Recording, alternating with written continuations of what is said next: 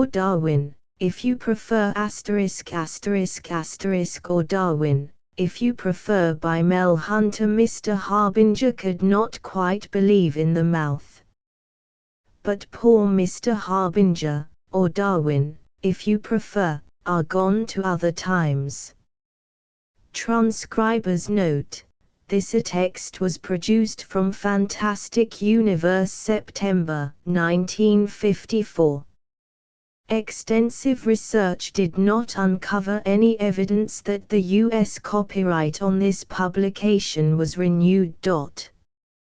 Mr. Hunter's superb artwork has appeared on a baker's dozen science fiction magazine covers during the past year, but incredible as it may seem, with this story we introduce him to the reading public for the first time as a science fiction writer. We say incredible, because this is not a beginner's story. It is sparkling, sophisticated, erudite, the work of a craftsman. Mr. Harbinger was tired of his job. In fact, he was so tired of it he put down his pencil in the middle of a series of chemical notations. All noted, he realized with sudden clarity, in a disgustingly neat and orderly fashion.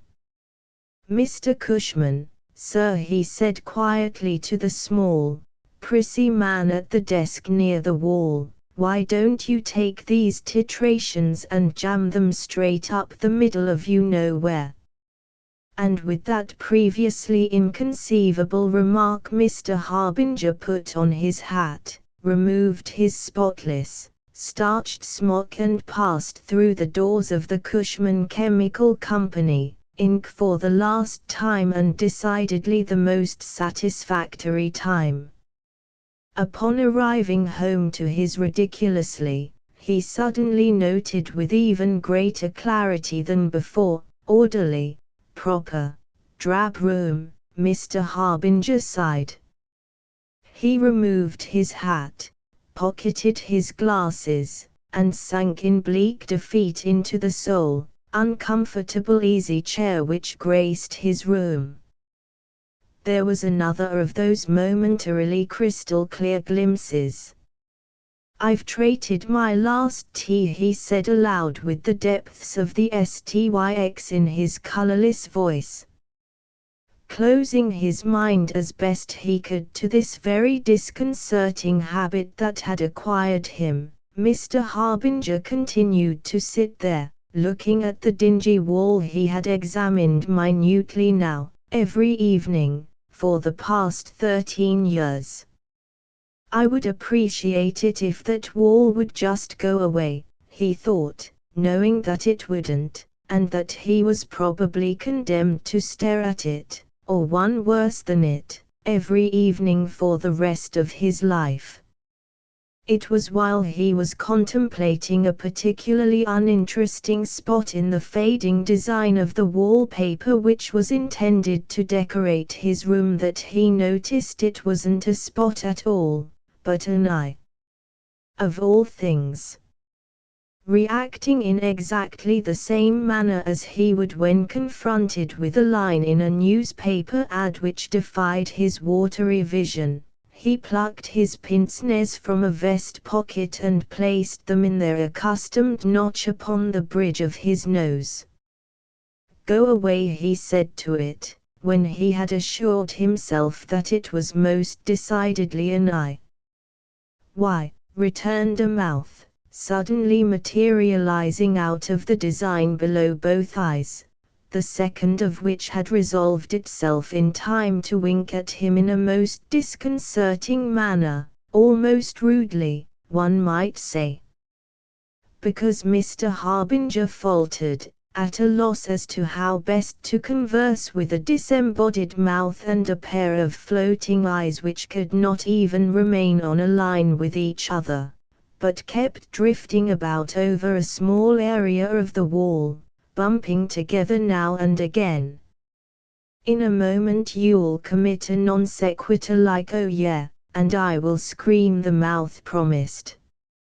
"Mr. Harbinger, after a moment's pause in which he frantically tried to swallow those very words, somehow risen to his lips for the first time in his life, grasped at a straw. "Would a drink help make you go away?" he quavered. He was now beginning to feel that his mind was running down, and since he had never had a drink in his life, he possessed the abstainer's conception of alcohol as an instantaneous neural bombshell. "A drink for which one of us," was the reply, and it sent him off in a whole new wilderness of speculation. "Which one of the three of you needs one?" he gulped, completely bemused. "Three of who?" the mouth asked, in some consternation. "Almost," Mr. Harbinger thought, in a trace of fright quickly concealed. "Oh, you mean those two eyes," it said, laughing in obvious relief. "I'm sorry if their moving about that way upsets you, but I seem to have a bit of trouble with my control." The tone became somewhat rueful. "The mechanisms are not in very good condition these days." "Listen," exclaimed Mr. Harbinger, "if I am going to have hallucinations, I insist that they be of an ordinary garden variety, not cluttered with such feeble self-excuses as machinery being at fault." He was quite wrought up, and to be so shook him visibly, for he was accustomed to a most unruffled, detached manner of thought. "The fault lies not with machinery, or, as I might like to tell myself, with this modern technical age running away too fast for us poor day-by-day mortals to keep up with it." Mr. Harbinger took a deep breath, said, "That's not it at all. It's just that I have always had a romantic streak in me that is dying of malnutrition. I'm choked by the tedium, the huge, calibrated double-titrated boredom of it all." He sat down limply, breathless, for this was a major oration for Mr. Harbinger to deliver all at once. "Hell," said the mouth. "Me too." "What?" Mr. Harbinger faltered, becoming somewhat surer by the instant that such a remark was out of character for a deranged hallucination. It seemed to him, though he admittedly was ceasing to be a reliable judge of such matters, that the particular hallucination in question should be taking more the part of the strangling Don Juan in him, the drowning Errol Flynn, the departing the Vinci. "I said, me too," the mouth declared again, pausing then to retract a wandering left eye, which had developed a fondness for a repetition of the pattern a foot or two down the wall. "Where I come from there is nothing but boredom, too," it went on. "All day, every day, I run test checks on various gadgets, finding flaws, and lacking the materials to put them in proper order, even if I had the knowledge, and even if anybody cared whether I did or not." It pursed itself, as if remembering the pall of it all, and continued. "I had hoped to find a time when people were lively, when there was zip and a dash to just getting up in the morning, when somebody would care what you did every day. Oh, not that they don't care if I should miss a day," it quickly qualified. "They care very much about that. Laws, you know, but just that and no more. Why, if I never succeeded in repairing a single machine my whole life long, no one would say a word. I only try out of boredom, and even that gets dull after a few years.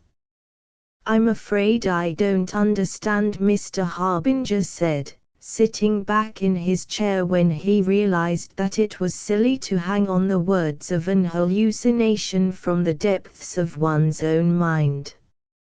Really, he thought, one should already know every word it said. But then he puzzled again over the content of the mouth's words. It's very simple, the mouth went on. Should we really get a machine in absolutely perfect working order, it is immediately carted away to a warehouse and stored, all snug in an indestructible cocoon, so it will never wear out again, you know. It sighed.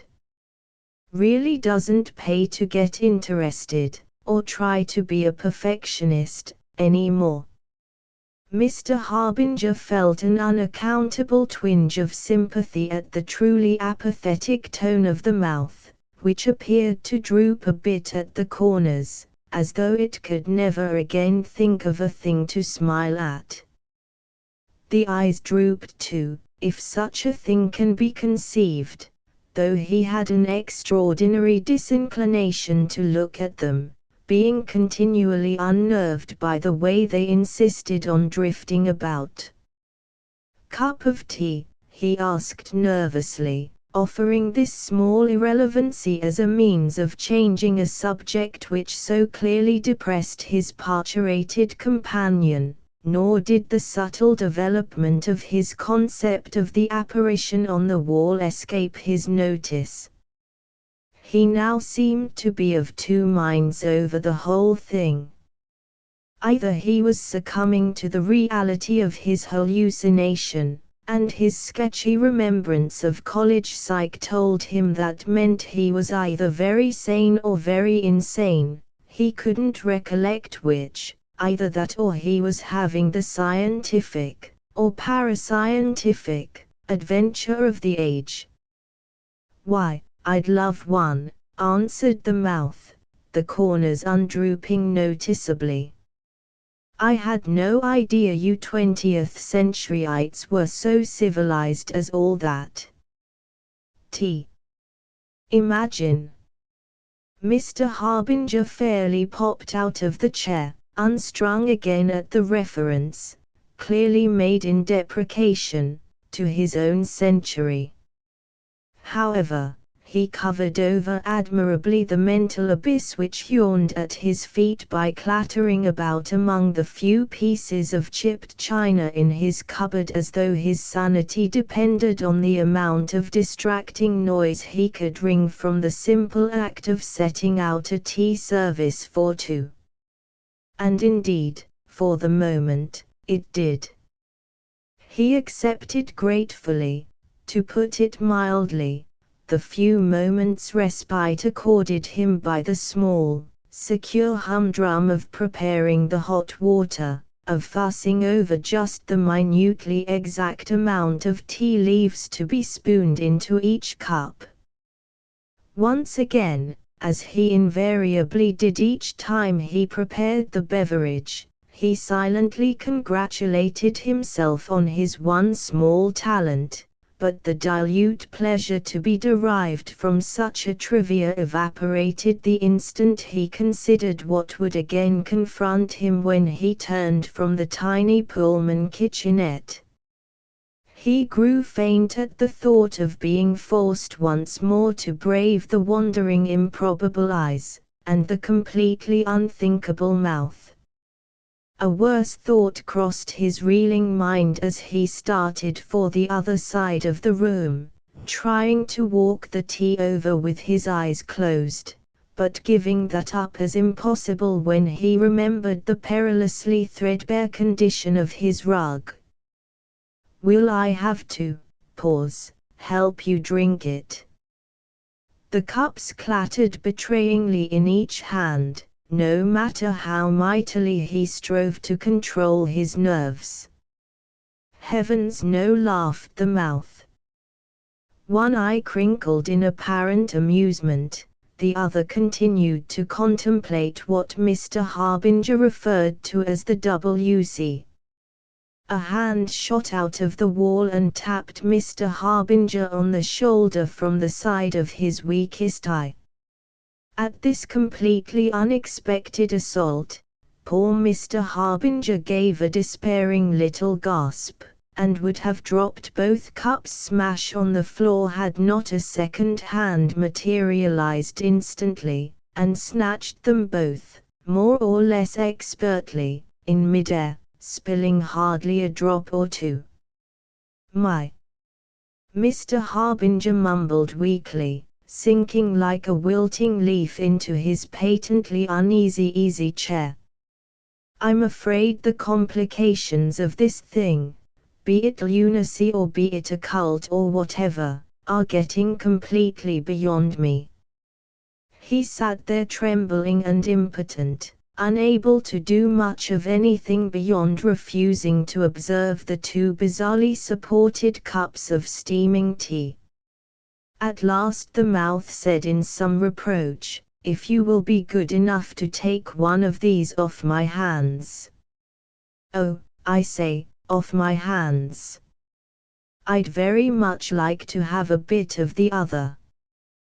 The left hand seemed to extend itself toward Mr. Harbinger a bit, and though he could not help but cower down in his chair, unhinged as he was by all this, he at last realized that it would be only common courtesy to do what the mouth had asked.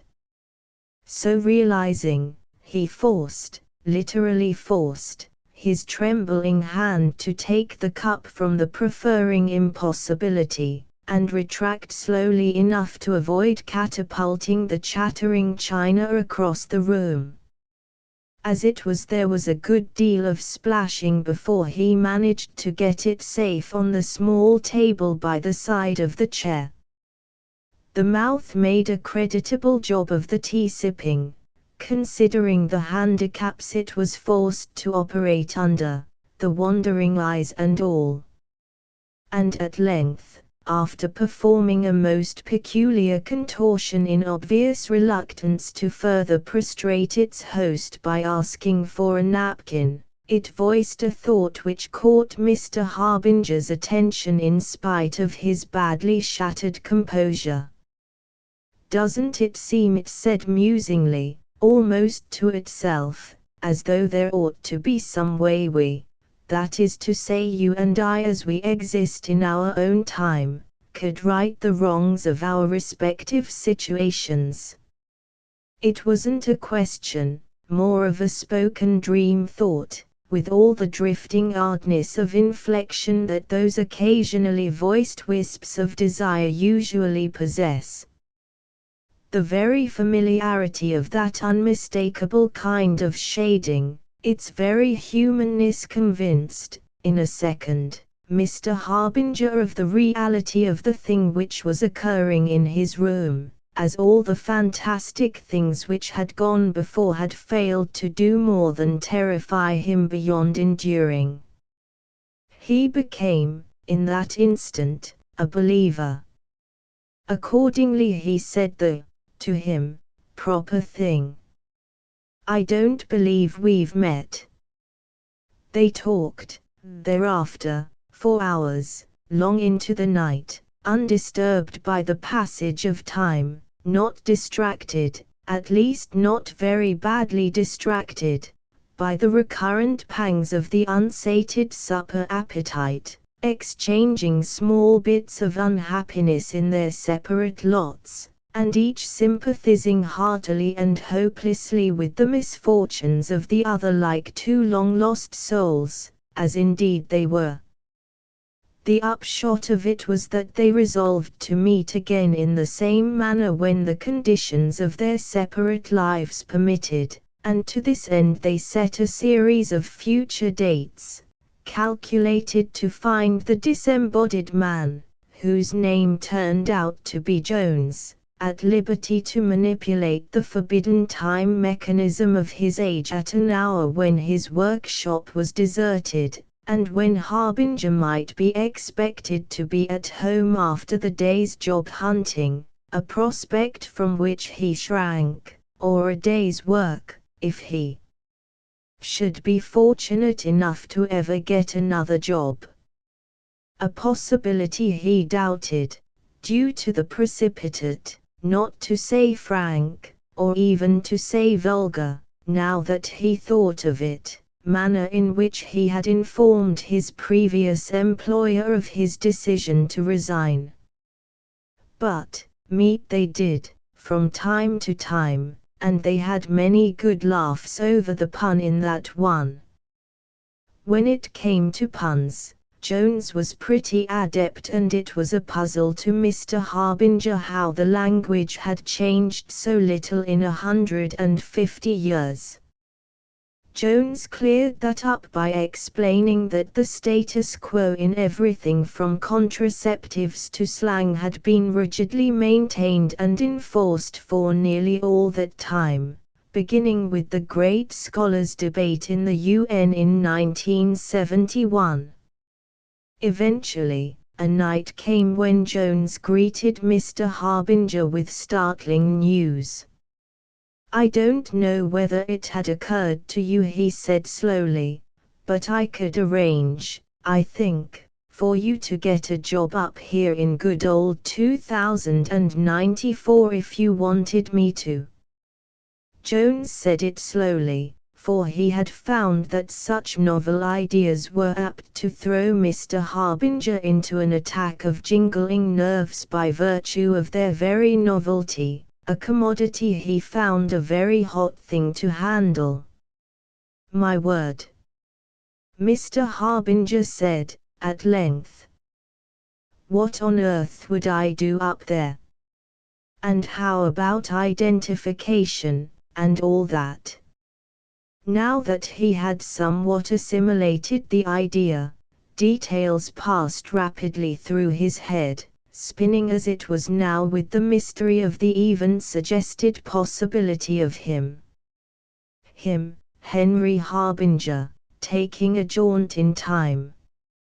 Oh, the ideas, the details came, but, for a few moments he was too carried away with the romance of it all to grasp at them, to do more than allow the gasping one, the sinking Flynn, the distant the Vinci to reverse themselves for an instant and show small signs of inner life. The mouth at length interrupted, though with courtesy, this reverie which showed signs of going on and on. "Oh, the details are simple enough," it said.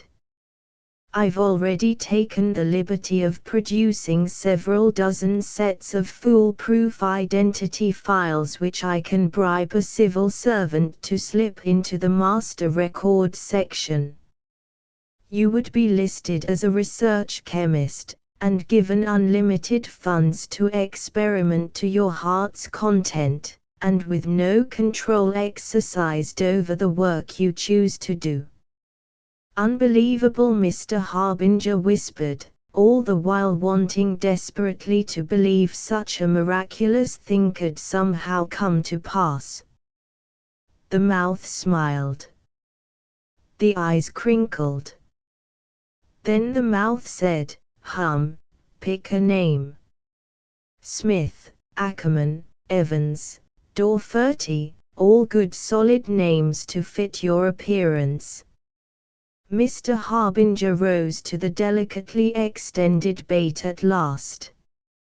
"I imagine, with a little chicanery, I could arrange for you to get into something here too, if you would want to." He rose from his chair, fired and appalled at once by the notion of bringing a civil servant, or some such romantic dastardly. Pacing the floor, he huffed and puffed to himself in contemplation of intrigue, looking for all the world like a small boy planning a daring raid on a neighbor's pear tree. "Social Security," he mumbled. "Voters' registration. Income tax records, As he paced, the eyes wandered alarmingly over the surface of the wall, but he didn't notice, having long since become more or less accustomed to that small absurdity. At last he stopped dead, in possession of the solution, and relieved, though he would never admit it, least of all to himself, to see a way around the bribery and such things, romantic though they doubtless were. You can take mine, if you don't mind the name, and all. My record is clean, never been arrested, except once for jaywalking 10 years or so ago. He paused to consider the ramifications of this infinitesimal aberration, but at length decided, with much humming and vacillation, that there was no chance of his fingerprints having been taken for that, and remembering that his state did not require them on a driver's license, either. Finally they agreed to try it.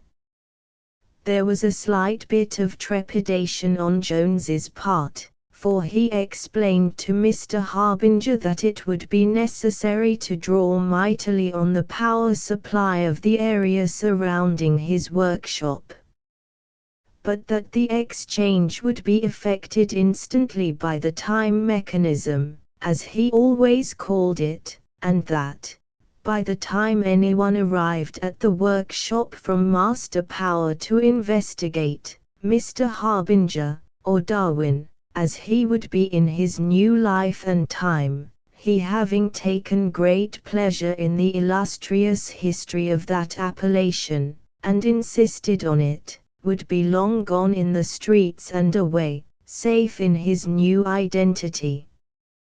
They shook hands on it, and a queer gesture it must have been.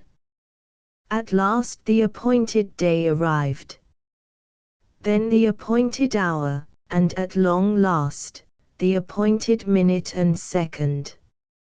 Jones had assured Mr. Harbinger, or Darwin, if you prefer, that he had taken extraordinary pains to make sure the time mechanism would be in perfect working order. But unfortunately the devil-may-care attitude of the technicians over at Master Power was beyond his ability to rectify, indeed, had not occurred to him at all. As a regrettable consequence, at the instant he threw the switch, at the precise second the time mechanism seemed to swell itself for the momentous event it was about to initiate. A catnapping ne'er-do-well of a technician over at Master Power, a recognized incompetent among his fellows and a braggart to boot, shifted his up-propped feet from one instrument bank to another more comfortable. And in doing so, tripped a switch with a careless toe, robbed the great time mechanism of the last ounce of energy necessary for the task it was attempting, and so stranded poor Mr. Harbinger, or Darwin, if you prefer, and poor Mr. Jones in the constantly shifting anomalies and vicissitudes of variable time. Perhaps you have seen them occasionally for an instant, an eye peering at you in pitiable entreaty from under a leaf of a tree as you pass. Of course, when you look closely, they, or whichever of them it was, poor Mr. Harbinger, or Darwin, if you prefer, or perhaps it was poor Mr. Jones, are gone on to other times, and other crannies to peer out of for a moment. Perhaps you have heard a voice call out to you on some unlikely occasion, or in some improbable place. I remember once hearing a voice distinctly cry out, "You there?" But when I turned about I could catch only a fleeting glimpse of a mouth and one eye as they vanished from the side of a nearby church steeple, 30 feet or so in the air. I suppose it was only the merest chance that I happened to glance directly at that spot as I turned, or else I should never have known who it was who called. As it is, I still wonder whether it was poor Mr. Jones, or poor Mr. Harbinger, or Darwin, if you prefer. Asterisk asterisk asterisk end of the Project Gutenberg ebook, or Darwin, if you prefer. Asterisk asterisk asterisk updated editions will replace the previous one, the old editions will be renamed. Creating the works from print editions not protected by U.S. copyright law means that no one owns a United States copyright in these works, so the Foundation, and you, can copy and distribute it in the United States without permission and without paying copyright royalties. Special rules, set forth in the general terms of use part of this license, apply to copying and distributing Project Gutenberg trademark symbol electronic works to protect the Project Gutenberg trademark symbol concept and trademark. Project Gutenberg is a registered trademark, and may not be used if you charge for an ebook, except by following the terms of the trademark license, including paying royalties for use of the Project Gutenberg trademark. If you do not charge anything for copies of this ebook, complying with the trademark license is very easy. You may use this ebook for nearly any purpose, such as creation of derivative works, reports, performances and research. Project Gutenberg ebooks may be modified and printed and given away. You may do practically anything in the United States with ebooks not protected by U.S. copyright law. Redistribution is subject to the trademark license, especially commercial redistribution. Start. Full license. The full Project Gutenberg license. Please read this before you distribute or use this work to protect the Project Gutenberg trademark symbol mission of promoting the free distribution of electronic works. By using or distributing this work, or any other work associated in any way with the phrase Project Gutenberg, you agree to comply with all the terms of the full Project Gutenberg trademark symbol license available with this file or online at www.gutenberg.org/license. Section 1. General Terms of Use and Redistributing Project Gutenberg Trademark Symbol Electronic Works 1.0. By reading or using any part of this Project Gutenberg trademark symbol electronic work, you indicate that you have read, understand, agree to and accept all the terms of this license and intellectual property, trademark/copyright, agreement. If you do not agree to abide by all the terms of this agreement, you must cease using and return or destroy all copies of Project Gutenberg trademark symbol electronic works in your possession. If you paid a fee for obtaining a copy of or access to a Project Gutenberg trademark symbol electronic work and you do not agree to be bound by the terms of this agreement, you may obtain a refund from the person or entity to whom you paid the fee as set forth in paragraph 1.e.8. 1.b. Project Gutenberg is a registered trademark. It may only be used on or associated in any way with an electronic work by people who agree to be bound by the terms of this agreement. There are a few things that you can do with most Project Gutenberg trademark symbol electronic works even without complying with the full terms of this agreement. See paragraph 1.c below. There are a lot of things you can do with Project Gutenberg trademark symbol electronic works if you follow the terms of this agreement and help preserve free future access to Project Gutenberg trademark symbol electronic works. See paragraph 1.e below. 1.c. The Project Gutenberg Literary Archive Foundation, the Foundation or PGLAF, owns a compilation copyright in the collection of Project Gutenberg trademark symbol electronic works. Nearly all the individual works in the collection are in the public domain in the United States.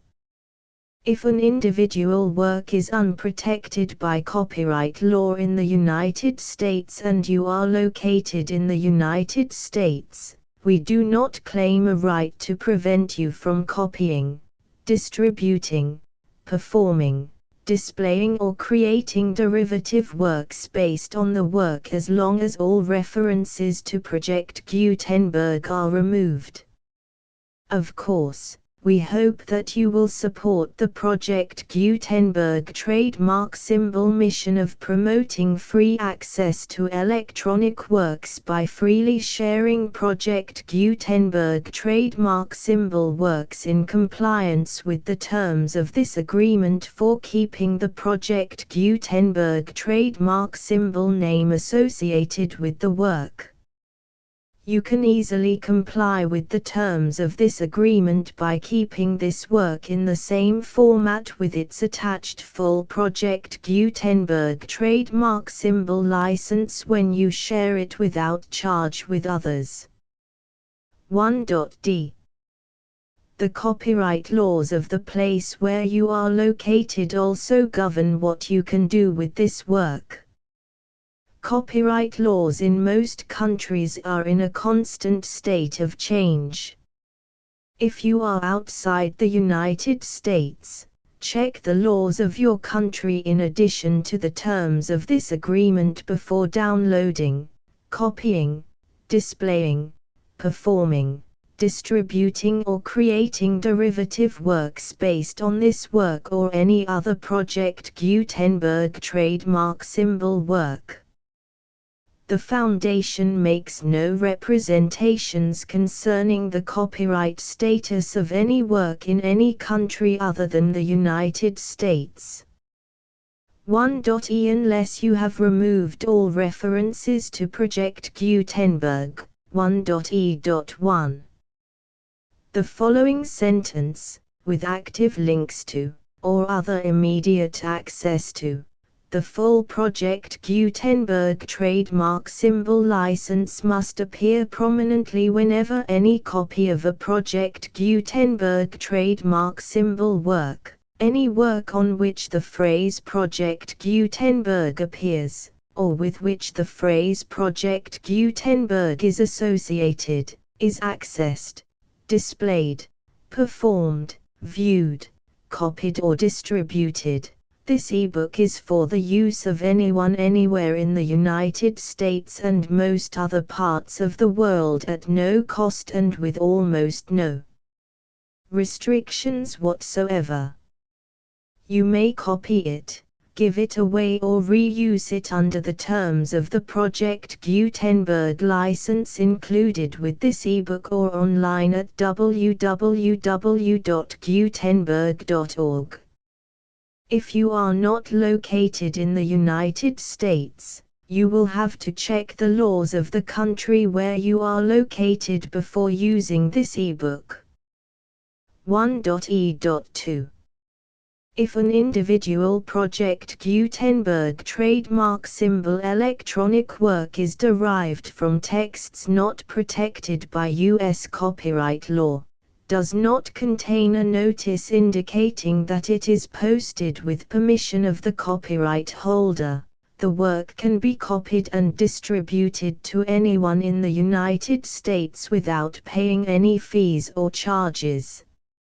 If you are redistributing or providing access to a work with the phrase Project Gutenberg associated with or appearing on the work, You must comply either with the requirements of paragraphs 1.e.1 through 1.e.7 or obtain permission for the use of the work and the Project Gutenberg trademark symbol trademark as set forth in paragraphs 1.e.8 or 1.e.9.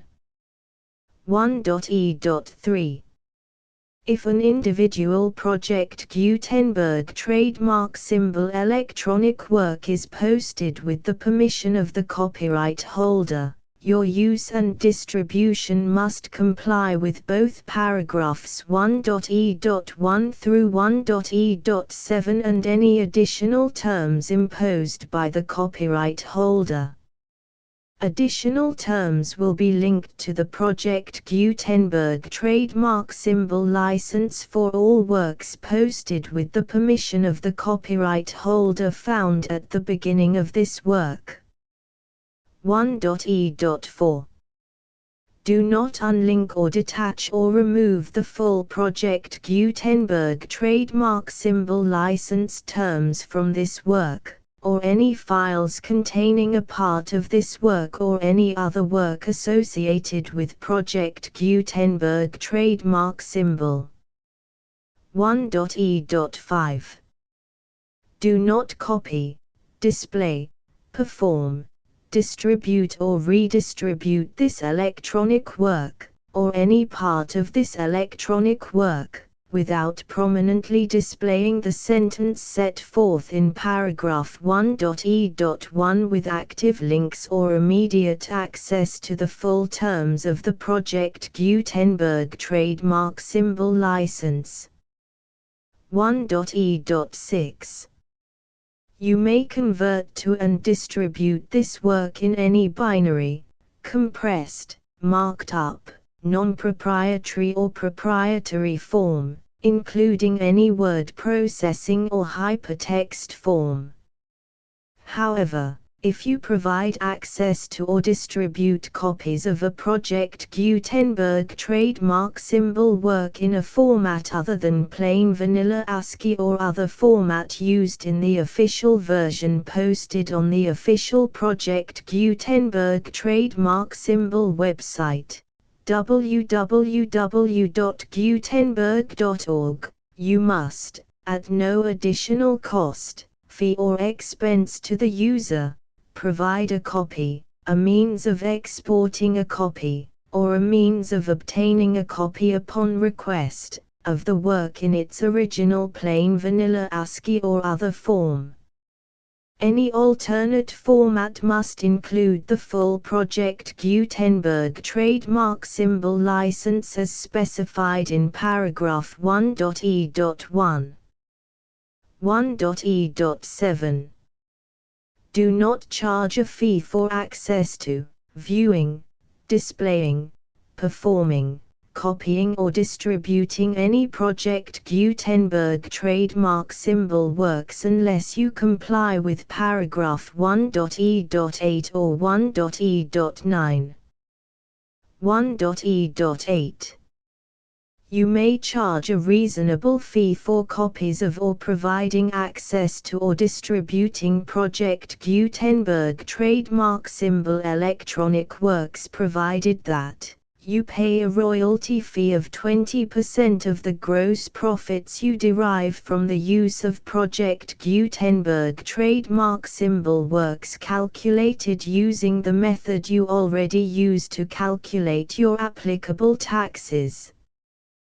The fee is owed to the owner of the Project Gutenberg trademark symbol trademark, but he has agreed to donate royalties under this paragraph to the Project Gutenberg Literary Archive Foundation. Royalty payments must be paid within 60 days following each date on which you prepare, or are legally required to prepare, your periodic tax returns. Royalty payments should be clearly marked as such and sent to the Project Gutenberg Literary Archive Foundation at the address specified in Section 4, Information about donations to the Project Gutenberg Literary Archive Foundation. You provide a full refund of any money paid by a user who notifies you in writing, or by email, within 30 days of receipt that he does not agree to the terms of the full Project Gutenberg trademark symbol license.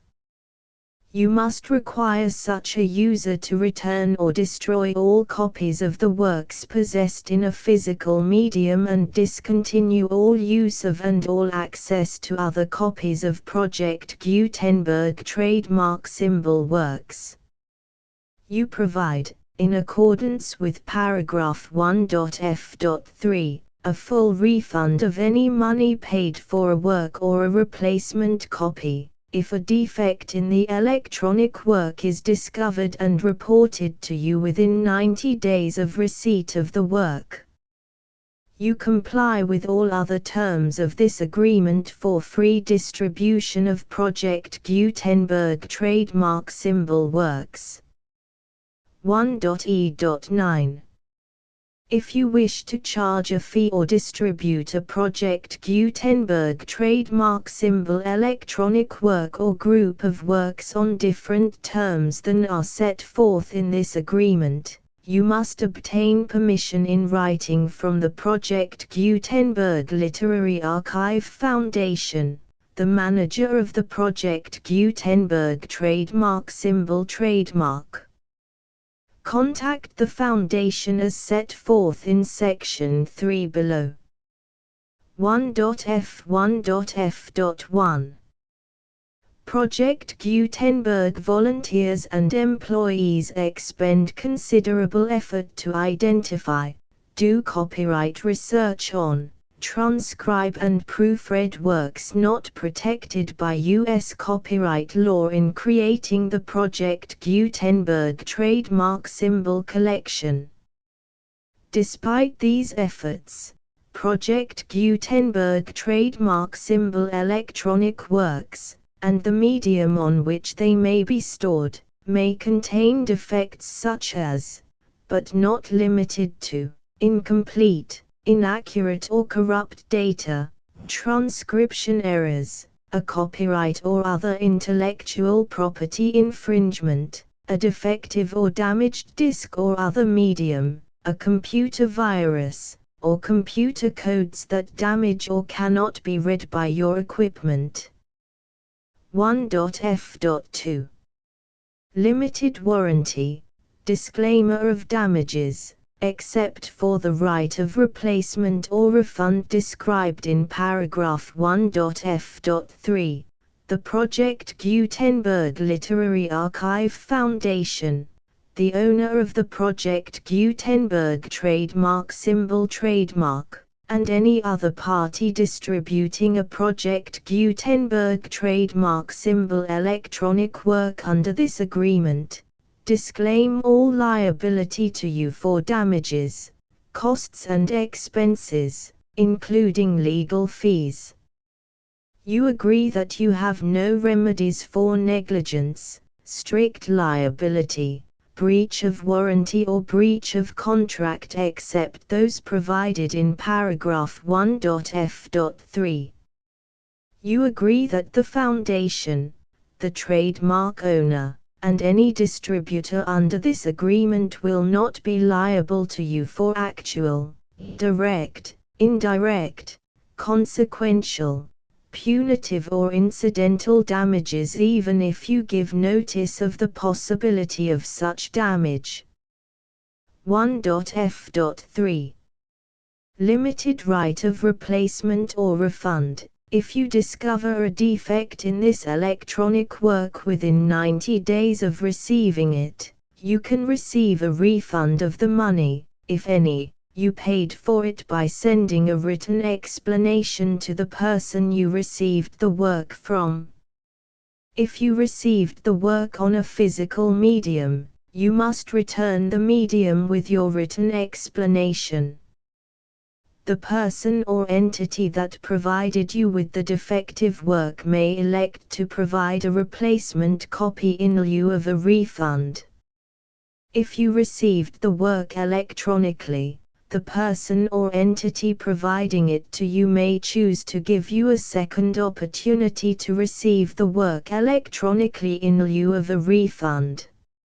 If the second copy is also defective, you may demand a refund in writing without further opportunities to fix the problem. 1.f.4. Except for the limited right of replacement or refund set forth in paragraph 1.f.3, this work is provided to you as is, with no other warranties of any kind, express or implied, including but not limited to warranties of merchantability or fitness for any purpose. 1.f.5. Some states do not allow disclaimers of certain implied warranties or the exclusion or limitation of certain types of damages.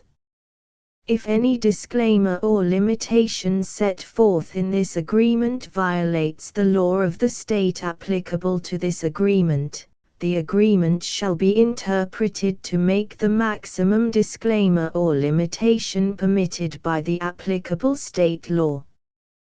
The invalidity or unenforceability of any provision of this agreement shall not void the remaining provisions. 1.f.6. Indemnity. You agree to indemnify and hold the foundation, the trademark owner, any agent or employee of the foundation, anyone providing copies of Project Gutenberg trademark symbol electronic works in accordance with this agreement, and any volunteers associated with the production, promotion and distribution of Project Gutenberg trademark symbol electronic works, harmless from all liability, costs and expenses, including legal fees, that arise directly or indirectly from any of the following which you do or cause to occur. A. Distribution of this or any Project Gutenberg trademark symbol work. B. Alteration, modification, or additions or deletions to any Project Gutenberg trademark symbol work, and C. Any defect you cause. Section 2. Information about the mission of Project Gutenberg trademark symbol. Project Gutenberg trademark symbol is synonymous with the free distribution of electronic works in formats readable by the widest variety of computers, including obsolete, old, middle-aged and new computers. It exists because of the efforts of hundreds of volunteers and donations from people in all walks of life. Volunteers and financial support to provide volunteers with the assistance they need are critical to reaching Project Gutenberg trademark symbol's goals and ensuring that the Project Gutenberg trademark symbol collection will remain freely available for generations to come. In 2001, the Project Gutenberg Literary Archive Foundation was created to provide a secure and permanent future for Project Gutenberg trademark symbol and future generations. To learn more about the Project Gutenberg Literary Archive Foundation and how your efforts and donations can help, see sections 3 and 4 and the Foundation information page at www.gutenberg.org. Section 3. Information about the Project Gutenberg Literary Archive Foundation. The Project Gutenberg Literary Archive Foundation is a non-profit 501(c)(3) educational corporation organized under the laws of the state of Mississippi and granted tax-exempt status by the Internal Revenue Service. The Foundation's IN or Federal Tax Identification Number is 64-6221541. Contributions to the Project Gutenberg Literary Archive Foundation are tax-deductible to the full extent permitted by U.S. federal laws and your state's laws. The Foundation's business office is located at 809 North 1500 West, Salt Lake City, UT 84116, 801, 596, 1887. Email contact links and up-to-date contact information can be found at the Foundation's website and official page at www.gutenberg.org/contact section 4. Information about donations to the Project Gutenberg Literary Archive Foundation. Project Gutenberg trademark symbol depends upon and cannot survive without widespread public support and donations to carry out its mission of increasing the number of public domain and licensed works that can be freely distributed in machine-readable form accessible by the widest array of equipment, including outdated equipment. Many small donations, $1 to $5,000, are particularly important to maintaining tax-exempt status with the IRS. The Foundation is committed to complying with the laws regulating charities and charitable donations in all 50 states of the United States. Compliance requirements are not uniform and it takes a considerable effort, much paperwork and many fees to meet and keep up with these requirements. We do not solicit donations in locations where we have not received written confirmation of compliance. To send donations or determine the status of compliance for any particular state, visit www.gutenberg.org/donate. While we cannot and do not solicit contributions from states where we have not met the solicitation requirements, we know of no prohibition against accepting unsolicited donations from donors in such states who approach us with offers to donate. International donations are gratefully accepted, but we cannot make any statements concerning tax treatment of donations received from outside the United States. U.S. laws alone swamp our small staff. Please check the Project Gutenberg web pages for current donation methods and addresses. Donations are accepted in a number of other ways, including checks, online payments and credit card donations. To donate, please visit www.gutenberg.org/donate. Section 5. General information about Project Gutenberg trademark symbol electronic works. Professor Michael S. Hart was the originator of the Project Gutenberg trademark symbol concept of a library of electronic works that could be freely shared with anyone. For 40 years, he produced and distributed Project Gutenberg trademark symbol ebooks with only a loose network of volunteer support.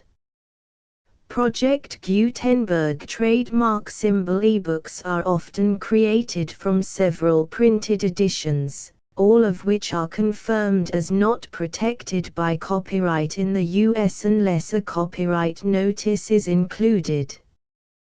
Thus, we do not necessarily keep ebooks in compliance with any particular paper edition. Most people start at our website, which has the main PG search facility, www.gutenberg.org. This website includes information about Project Gutenberg trademark symbol, including how to make donations to the Project Gutenberg Literary Archive Foundation, how to help produce our new ebooks, and how to subscribe to our email newsletter to hear about new ebooks.